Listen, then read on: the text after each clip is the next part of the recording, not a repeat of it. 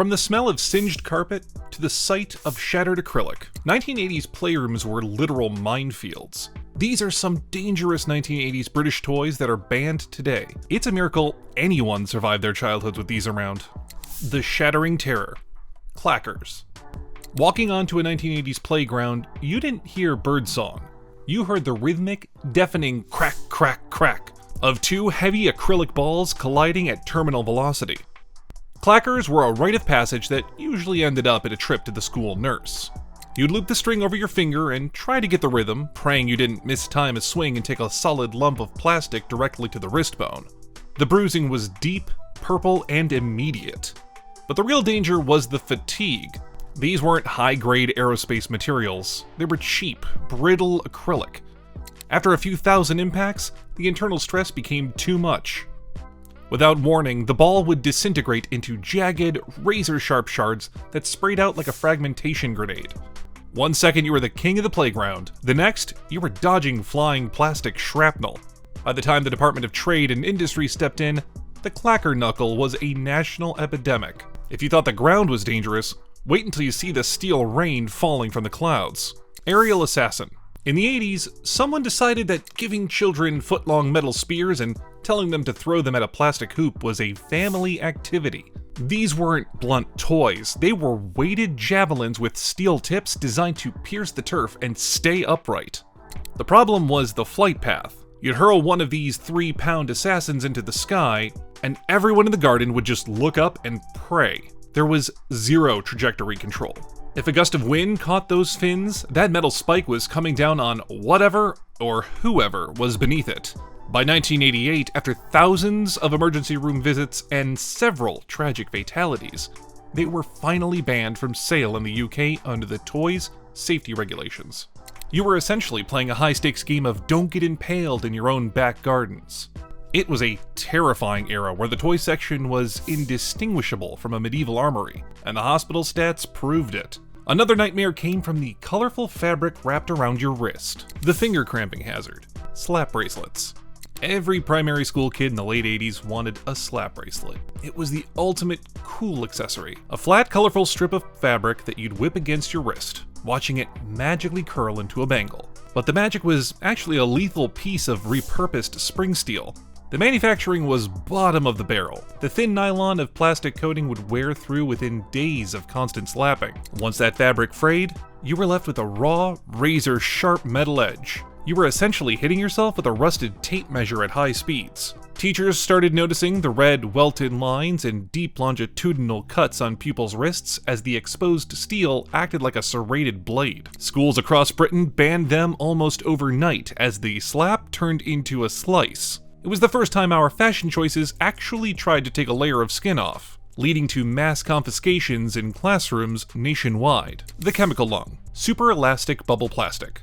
Nothing says 1980s childhood quite like the dizzying industrial stench of super elastic bubble plastic. It came in a tiny metal tube that looked like model glue, and frankly, the contents weren't much different. You'd squeeze a glob of this toxic-smelling iridescent goo onto the end of a thin plastic straw and blow. What followed was a shimmering, sticky balloon made of pure solvents and plasticizers.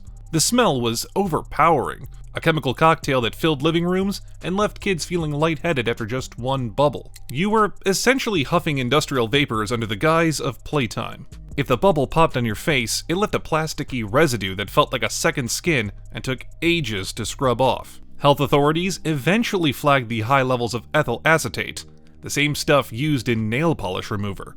It was a literal solvent abuse kit sold in newsagents for 50 pence, leaving an entire generation with memories of a very specific, nauseating chemical high. From toxic fumes in the living room, we moved to a doll that actually had a taste for human hair. The Cannibal Doll. Cabbage Patch Snack Time Kid. The Cabbage Patch Snack Time Kid was supposed to be the pinnacle of interactive play, but it quickly turned into a horror movie. These dolls featured motorized mechanical jaws, designed to chew on plastic carrots and chips. The terrifying flaw? They didn't have an off switch, and they couldn't tell the difference between a toy snack and a child's finger or hair. Once those internal rollers started tugging, they wouldn't let go. Parents reported horrific incidents of children being scalped or having their fingers crushed as the doll relentlessly chewed its way up a ponytail. Over 500,000 of these mechanical biters were pulled from shelves in early '97 after investigators realized the one-way rollers were a physical threat to kids. It was a mechanical predator in a pinafore dress that genuinely traumatized a generation of toddlers. If these memories are hitting a nerve, hit like and subscribe so we can have more awesome videos keep coming your way. Cap guns, die-cast revolvers. In the 80s, playing soldiers meant handling actual explosives. Forget the flimsy plastic orange guns of today, you had heavy, die-cast metal revolvers that felt like the real deal. They used rolls of red paper caps infused with real gunpowder. You'd load the reel, pull the trigger, and a tiny hammer would strike the paper, creating a deafening crack and a cloud of acrid sulfur smoke. If you got too enthusiastic, the metal barrel would get hot enough to leave a blister on your thumb. The danger wasn't just the burns, it was the proximity. You'd hold these things inches from your face, resulting in ringing ears and singed eyelashes. Sometimes a roll would misfire and ignite all at once, sending a literal flash of fire toward your hand. They were eventually reclassified under stricter noise and fire hazard regulations. But for a while, every suburban street in Britain smelled like a Napoleonic battlefield on a Saturday afternoon. Then there was a silent trap waiting to wrap around your throat. The synthetic chokehold, yo-ball. The yo-ball looked like innocent fun. A squishy, water-filled ball on a long, hyper-elastic rubber string. You'd loop the end over your finger and throw it, watching it bounce back like a yo-yo on steroids. But the marketing fun masked a deadly design flaw. That stretchy tether could extend up to 3 or 4 feet, and when it snapped back, it didn't just return to your hand. It whipped around whatever was in its path. In 2003, the UK government issued an emergency ban after dozens of near-miss reports from terrified parents. These toys were acting as high-speed garrotes, wrapping tightly around children's necks during play. Because the rubber was so grippy and elastic, it became almost impossible for a panicked child to untangle themselves. It was a silent, synthetic trap that turned a sunny afternoon in the park into a life-threatening emergency in seconds, proving that even the softest toys could have a lethal edge. Our final toy involved a literal bucket of molten metal.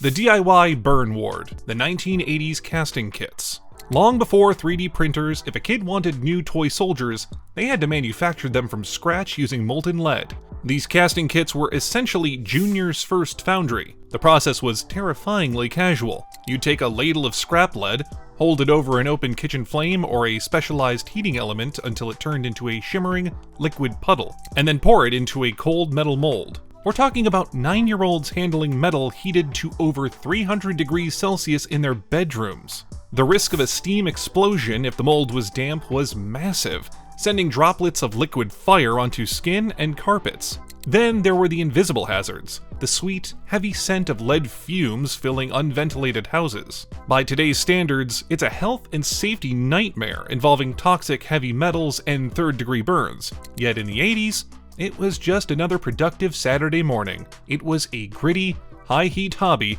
that left you with a shelf full of soldiers and a permanent fear of the stove. If you could go back to that lawless toy box for 1 hour, would you actually risk playing with any of it? Let us know your thoughts in the comments.